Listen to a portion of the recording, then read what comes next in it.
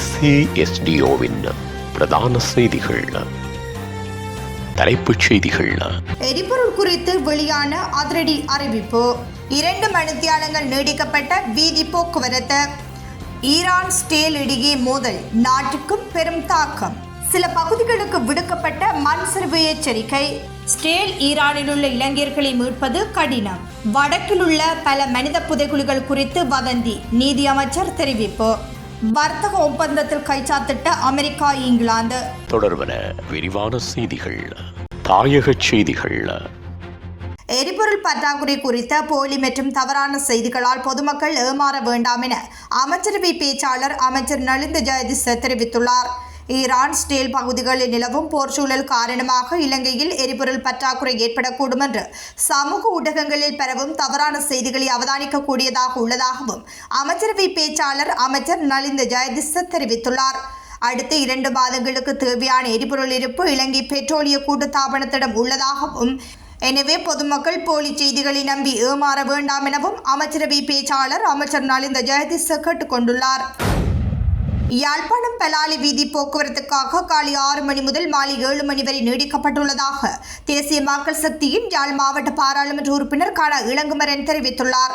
கடந்த காலங்களில் காலை 6 மணி முதல் மாலை 5 மணி வரை குறித்த வீதியில் பயணம் செய்வதற்கு அனுமதிக்கப்பட்டிருந்தது.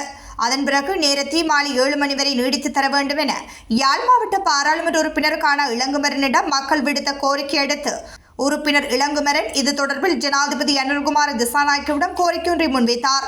இந்நிலையில் ராணுவ அதிகாரியிடம் கலந்துரையாடப்பட்டு வீதியின் போக்குவரத்து மாலை 7 மணி வரை தற்போது நீடிக்கப்பட்டுள்ளமை குறிப்பிடத்தக்கது. ஸ்டேலுக்கும் ஈரானுக்கும் இடையிலான கடுமையான யுத்த நிலைமை இன்றும் அதிகரித்து காணப்படுகின்றன. இது இன்னும் மோசமான நிலைக்கு செல்லக்கூடாது என்று நான் பிரார்த்திக்கின்றேன். இந்த யுத்தம் அணு ஆயுத போராக மாறும் அபாயம் காணப்படும் நிலையில் நமது குடிமக்களில் 10,000 தொடக்கம் 20,000 பேரளவில் ஸ்டேலில் வேலை செய்து வருகின்றனர். அவர்களின் நலனுக்காக அரசாங்கம் நடவடிக்கை எடுக்க வேண்டும். இதன் பொருட்டு அரசாங்கம் இதுவரை எடுத்த நடவடிக்கைகள் குறித்து பாராளுமன்றத்துக்கு அறிவிப்பது அரசாங்கத்தின் பொறுப்பாகும் என்று எதிர்க்கட்சித் தலைவர் சஜித் பிரேமதாஸ் இன்று சபையில் தெரிவித்தார்.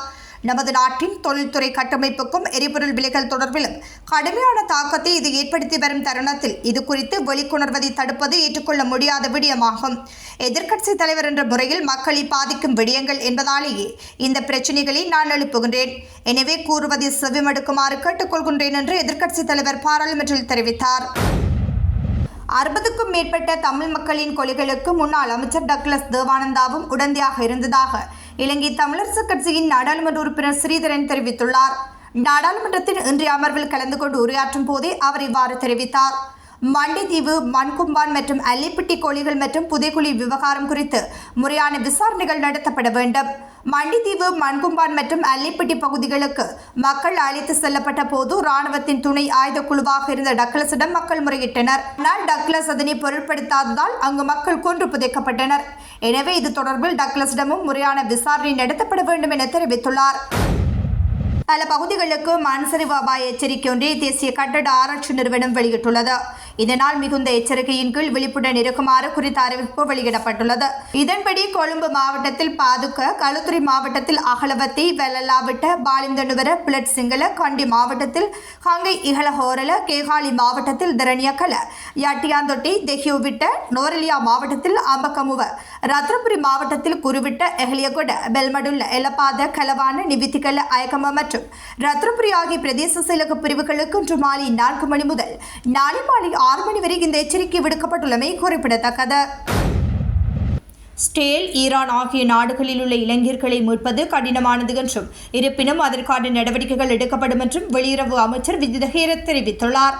ஸ்டேல் ஈரான் தாக்குதலில் இளைஞர்கள் 4 காயமடைந்துள்ளமை தொடர்பில் இன்று பாராளுமன்றில் உரையாற்றுகையில் வெளியுறவு அமைச்சர் விஜித ஹேரத் இவ்வாறு தெரிவித்துள்ளார். தொழிலுக்கு சென்றுள்ள 4 இளைஞர்கள் ஸ்டேல் தாக்குதலில் பாதிக்கப்பட்டுள்ளனர். அதில் 3 பேர் பெண்கள், 1 ஆண். காயமடைந்த இளைஞர்களுக்கு வைத்தியசாலைகளில் சிகிச்சை பெறுவதற்கான நடவடிக்கைகளை ஸ்டேலில் உள்ள தூதுவராலயம் மேற்கொண்டுள்ளது.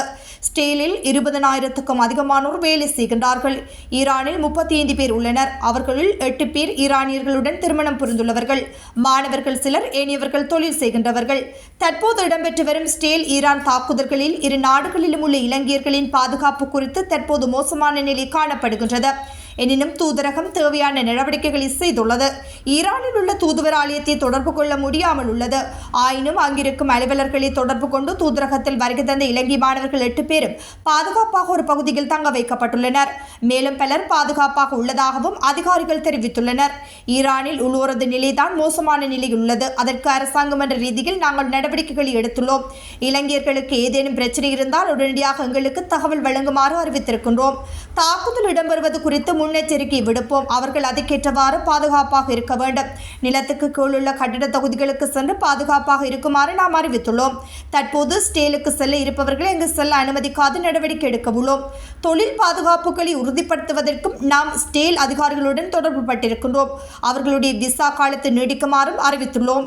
ஸ்டேல் ஈரானில் உள்ளவர்களை இலங்கைக்கு அழைத்து வர நடவடிக்கை எடுப்பது மிக கடினமானதாக உள்ளது. எனினும் வாகனங்கள் மூலம் அயல் நாடுகளில் சென்று தங்கியிருப்பதற்கான ஏற்பாடுகளை மேற்கொள்ளலாம். துருக்கியில் உள்ள தூதரகங்கள் ஊடாக ஈரானில் இருந்து வெளியேறும் இலங்கையர்களுக்கு உதவிகளை வழங்குவதற்கு நடவடிக்கை எடுத்துள்ளோம். அயல் நாடுகளின் உதவியுடன் அவர்களை மீட்பதற்கு நடவடிக்கை எடுப்போம் என்றார். வடக்கில் உள்ள பல மனித புதைகுழிகள் குறித்து வெளியிடப்பட்ட தகவல்கள் வதந்திகளை அடிப்படையாக கொண்டவை என்றும் சரியான தகவல்கள் இல்லாமல் அரசாங்கம் இவற்றின் மீது நடவடிக்கை எடுக்க தயாராக இல்லை என்றும் நீதி அமைச்சர் ஹர்ஷன நாணயக்காரர் இன்று பாராளுமன்றத்தில் தெரிவித்தார். மண்டதீவில் உள்ள மனித புதைகுழிகள் குறித்து வெளியிடப்படும் தகவல்கள் வதந்திகளை மட்டுமே அடிப்படையாக கொண்டவை என்றும் அமைச்சர் தெரிவித்தார். இருப்பினும் திருக்கேதீஸ்வரத்திலிருந்து கண்டுபிடிக்கப்பட்ட மனித உடல் பாகங்கள் ஹார்மன் டேட்டிங் சோதனைகளுக்காக புளோரிடாவுக்கு அனுப்பப்பட உள்ளதாக அமைச்சர் தெரிவித்தார். உலகச் செய்திகள். அமெரிக்காவிற்கு அனுப்பப்படும் இங்கிலாந்து கார்கள் மீதான வரிகளை குறைப்பதற்கான நிர்வாக உத்தரவில் ஜனாதிபதி டொனால்ட் ட்ரம்ப் கையெழுத்திட்டுள்ளார்.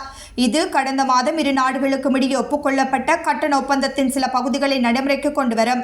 கனடாவில் நடந்த G7 உச்சி மாநாட்டில் பேசிய இங்கிலாந்து பிரதமர் ஷர்கீர் ஸ்டார்மர் இந்த நடவடிக்கை இரு நாடுகளுக்கு மிக முக்கியமான நாள் என்று அழைத்தார். ட்ரம்பின் வரிகளின் தாக்கத்திலிருந்து பிரிட்டிஷ் வணிகங்களை பாதுகாக்கும் என்று இங்கிலாந்து அரசாங்கம் நம்பும் ஒப்பந்தத்தின் சில பகுதிகளை செயற்படுத்த பல வாரங்களாக பேச்சுவார்த்தை நடத்திய பின்னர் இது வருகின்றது. ஆனால் இந்த ஒப்பந்தத்தில் கார்கள் உட்பட பெரும்பாலான இங்கிலாந்து பொருட்களுக்கு 10% வரி விதிக்கப்பட்டுள்ளது. மேலும் இறக்குமதிகள் மீதான கட்டணங்களை நீக்குவது குறித்து எதிர்பார்க்கப்படவில்லை. கடந்த மாதம் ஆரம்பத்தில் ஒப்புக்கொள்ளப்பட்ட மேற்கண்ட ஒப்பந்தம் இந்த ஆண்டு தொடக்கத்தில் அமெரிக்காவிற்கு நுழையும் பல்வேறு பொருட்களுக்கு பரந்தளவிலான வரிகளை விதித்த பின்னர் வெள்ளை மாளிகை அறிவித்த முதல் ஒப்பந்தமாகும். மத்திய கிழக்கு நிலைமை காரணமாக ட்ரம்ப் உச்சி மாநாட்டிலிருந்து விரைவாக வெளியேறுவார் என்று வெள்ளை மாளிகை கூறியதற்கு சற்று முன்பு இது கையெழுத்தானது. மீண்டும் தலைப்புச் செய்திகள். எரிபொருள் குறித்து வெளியான அதிரடி அறிவிப்பு. 2 மணித்தியாலங்கள் நீடிக்கப்பட்ட வீதி போக்குவரத்து. ஈரான் ஸ்டேல் இடையே மோதல் நாட்டுக்கும் பெரும் தாக்கம். சில பகுதிகளுக்கு விடுக்கப்பட்ட மண் சரிவு எச்சரிக்கை. ஸ்டேல் ஈரானில் உள்ள இலங்கையர்களை மீட்பது கடினம். வடக்கில் உள்ள பல மனித புதைகுழிகள் குறித்து வதந்தி. நீதி அமைச்சர் தெரிவிப்பு. வர்த்தக ஒப்பந்தத்தில் கைச்சாத்திட்ட அமெரிக்கா இங்கிலாந்து.